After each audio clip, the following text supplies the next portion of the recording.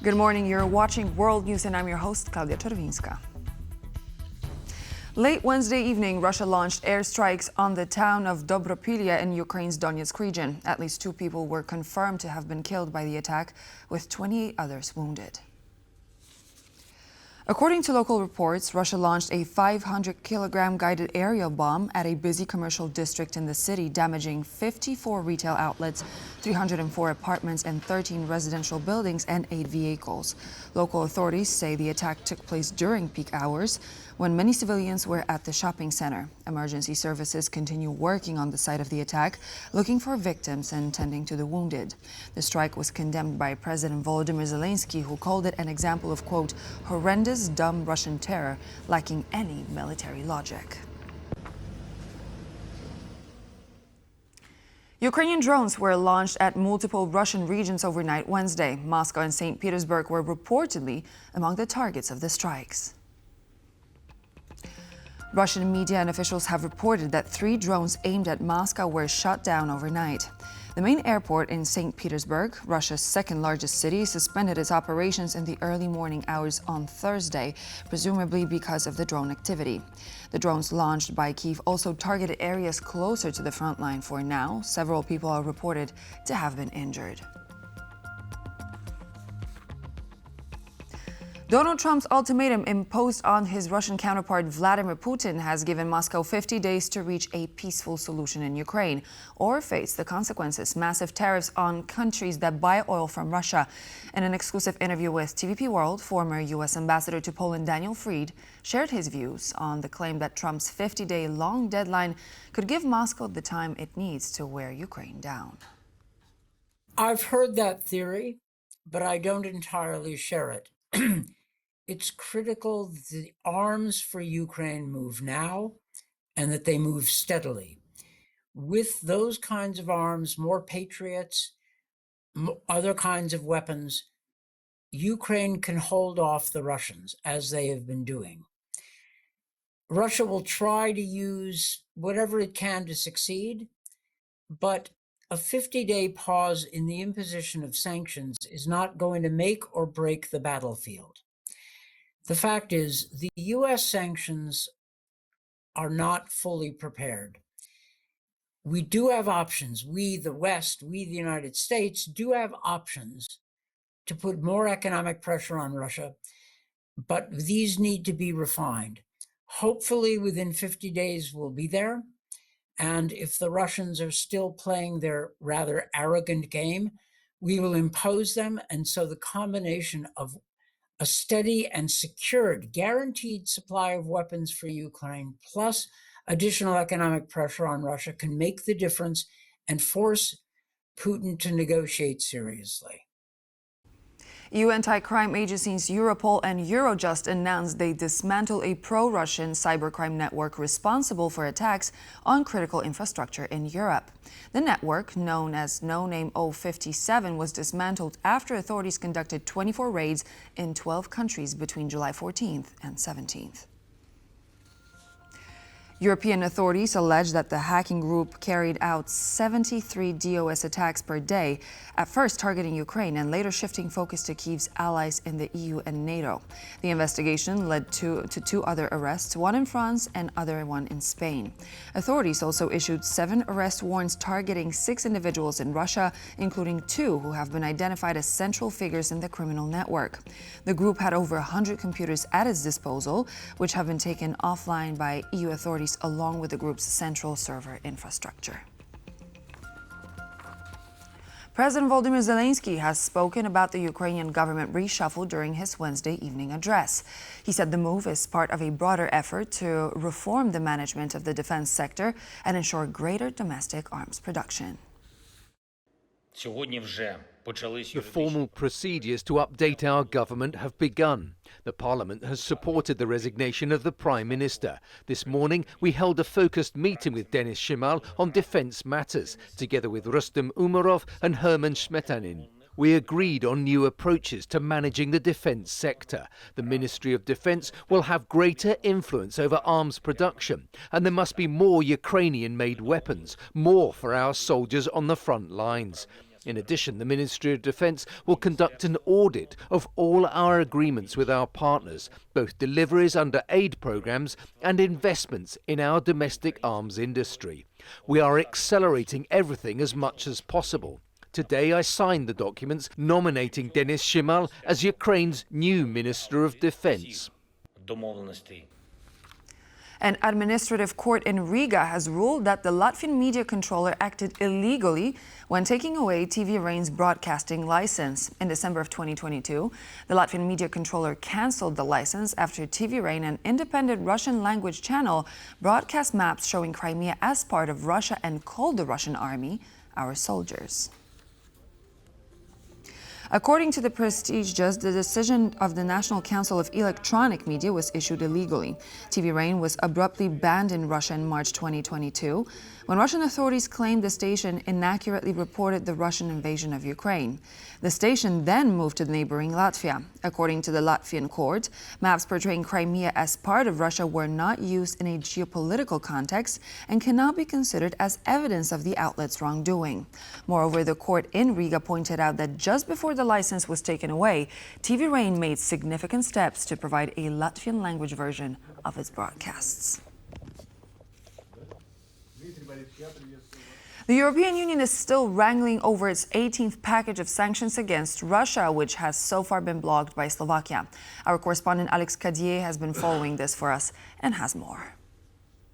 Well, a frustrating day here in Brussels for those member states, for those countries wanting to hinder Russia's ability to prosecute its full-scale invasion of Ukraine, wanting to reduce Russia's ability to make money from gas export, from fossil fuel exports to the European Union. Of course, this 18th package of sanctions would include a ban on the use of the Nord Stream pipelines. It would reduce the price cap set by the European Union to $45 a barrel for oil, of course, trying to hurt the Russian economy, trying to slow down the Russian government's ability to pay for its war. Also, the shadow fleet that Russia uses to sell this oil, more vessels from that fleet would be added to the sanction list. More than 20 new Russian banks would have been added to the sanction list, as well as other Russian financial institutions being targeted.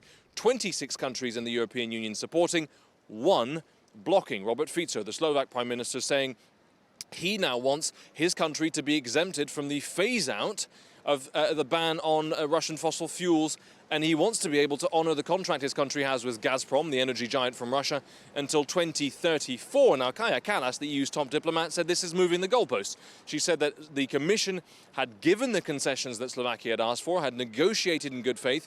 They were very close to convincing Slovakia, and at the last minute, the Slovak Prime Minister decided to change the game. As I said, a frustrating day for those member states here in Brussels who were for these sanctions. A confusing, bemusing day for those Ukrainians wondering why it is taking so long. But for now, they are back at the negotiating table. No agreement on this 18th package of sanctions. And perhaps the ambassadors will have to go back to the drawing board, back to the negotiating table in a couple of days. Still, for now, we wait. In Brussels, I'm Alex Cadier for TVP World. The Russian economy seems to be in bigger trouble than portrayed by the country's state-owned media channels. According to a senior Russian lawmaker, Moscow needs to urgently reduce the number of tax exemptions in the country as shrinking gas and oil revenues continue to strain the federal budget. According to Anatoly Artamonov, Russia's financial situation is becoming progressively more serious and needs immediate steps to stabilize it. The chair of the Federation Council Committee on Budget and Financial Markets added that Moscow needs to use all resources to increase its revenue base. One step suggested by the lawmaker could be reducing the number of tax exemptions. According to Artamonov, these exemptions make up about a third of Russia's budget. Artamonov also criticized the Kremlin's hesitation to move forward with the privatization of public property. The Russian economist argues that selling off state-owned assets could provide funds to help fill the budget gaps. The European Commission plans to spend big on its next long-term budget, with defense and supporting Ukraine identified as major winners of the €2 trillion pool of cash. So which portfolio or portfolios lost out? More from our EU correspondent, Angela Skujins. The winners and losers of the €2 trillion pitch as part of the European Commission's multi-annual financial framework have already been identified. Now, the EU executive proposed the policy measure on Friday, with security and defence set to see a major boon. Now, €131 billion at least has been earmarked for these portfolios, with Ukraine also set to gain €100 billion. However, a loser has been identified. This is the agricultural as well as cohesion policies, now set to gain only €865 million. But what we're hearing from officials in Warsaw, that despite this shortfall, the country still will see the highest amount of cohesion funds entering its coffers. I do expect that Central European countries, including Poland, will fight for higher cohesion spending. Other countries like France, Denmark, but also Central Europeans will also try to fight for greater agricultural spending. It will be the result of these complex political negotiations and positions, because ultimately the EU budget has to be approved by unanimously. Every EU country has to agree. They have veto power, so they must find compromises to be able to pass the budget. So that was the Hungarian academic there, Zsolt Davis, talking about those Central European countries expected to fight for their pool of cash. We've already heard reaction regarding this proposal from the European Commission, that's the EU executive, particularly from Hungary, with that country's Prime Minister Viktor Orban voicing his criticism of that money earmarked to support Ukraine's recovery and resilience, to what he says is a cost of those agricultural farmers and workers in that sector. But we know that the budget will take at least 2 years to get over the line. It is set for fierce debate in the European Parliament before it heads to the European Council and requires unanimous support from those 27 EU member states to cross the line. Angela Skujins from Brussels for TVP World.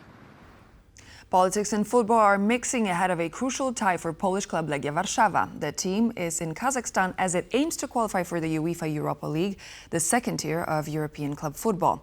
They will be without one of their star strikers, who hails from Belarus and faces arrest and extradition in a country friendly to the regime of Alexander Lukashenko. The most decorated Polish football club, Legia Warsaw, already has its team in Kazakhstan, where on Thursday they will play a crucial second leg qualifier game to the Europa League. But one player, Ilya Shkutin, decided to stay behind due to political reasons. This is an extremely rare situation. These are really individual cases. It just so happens that also one of the Oktober players, he has a Russian passport and comes from Chechnya. He also did not come to Warsaw for the first leg. It's an unbelievable happenstance that two such situations occurred in the course of a two-game competition. But in general, these situations are very rare. Shkurin, who scored one of the winning goals for Legia in Sunday's Polish Super Cup game against reigning champion Lech, has been a vocal critic of the Belarusian regime. Ilya Shkurin was one of the first football players to support Belarusian people in their peaceful protest in 2020. So he also mentioned that he won't play for national football team until Lukashenko is in power. So this was like personal insult for the dictator. This is why Shkurin decided to give the second leg game a miss, despite the fact that Legia won the first one only 1-0. His trip to Kazakhstan would potentially bring very severe implications, as some Belarusians were seized in non-EU third countries and sent to Belarus before. Kazakhstan and Belarus share a database listing what they refer to as extremists, and Shkurin is likely to be featured there given the regime's actions.